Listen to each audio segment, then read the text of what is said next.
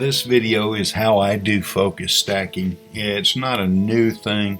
In fact, it's fairly new for me. I just started using it and it really made a difference in my landscape photography. I shot this image, if you look right here, I shot this image at f11, not f22 or anything like that. And let me show you, I did 3 pictures on a tripod, 3 pictures. The first one I focused in here, and if I zoom in, you can see this front area is in sharp focus. The second image I focused in the midground. And you can see it's blurry here, but if I scroll up, it's sharp in this area. And then the final image, I focused in the background.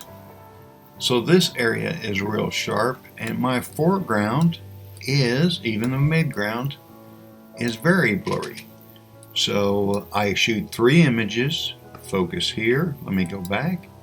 And I think I explained this, if you watch the other video, I explained this, how I did this. Let me zoom out.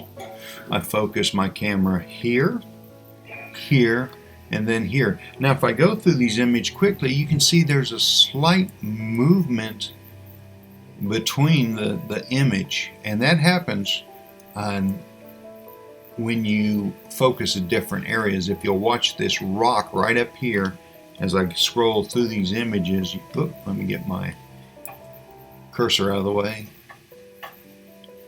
You can see there's a variance between the 3. Now what I'm going to do is highlight all 3 images. Let me put it in grid mode so we can see them. All 3 images are selected, and now I will right click on my mouse and go into edit, and then I go all the way to the bottom and it says open as layers in Photoshop. That's what I'm going to do now. Now it's taking all those images over to Photoshop, and it's going to stack them over here in layers just as it said. Now this will take a few minutes. I'm shooting the Nikon D750, and so it takes a minute. They're all there. Now the first thing I do is I select all my images by doing a shift click at the bottom here. I go over to my edit menu and auto align the images. Okay, so I'm going to click that, and I don't do anything, just auto here. I let Photoshop do all the work. So I'm going to click there, and it's aligning those images. Now sometimes this can be extreme, sometimes it's very little. In this case, it's a very little movement that happened. Okay, so now I leave these 3 selected. I go back to edit and I go auto blend. Now down here in auto blend, and I leave these 2 checked, the seamless tones and colors and the content aware fill transparent areas. It's not going to affect this one, but I leave those click, and I use stack images. Now they have this little icon, 3 images, and you can see this one, the background, this little sun's blurred. All I do is hit OK. Again, I let Photoshop do the work for me. And it takes a minute, and then we're going to get the final image up here. And you can see it built mask. This one, where the dark is, it did not use that area. Here it used the top area, and here it used different areas. And this changes from image to image.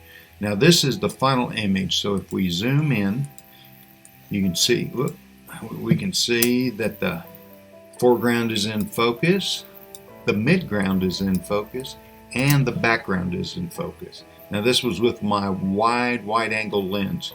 Now the only thing I do, the final thing I do, is I just flatten the image. Let me zoom to normal, and then all I do is save the image. Lightroom and Photoshop work seamless. Now when I hit save, it goes back into Lightroom, and I'll open it, and all I have to do is look at the one that's highlighted is the one that came in. How do you know? It says edit, and then it's a PSD instead of DNG file. So this is my final one. Now, so I don't get confused later, a lot of times what I'll do is select that and select the other photos, right click, stack images into group.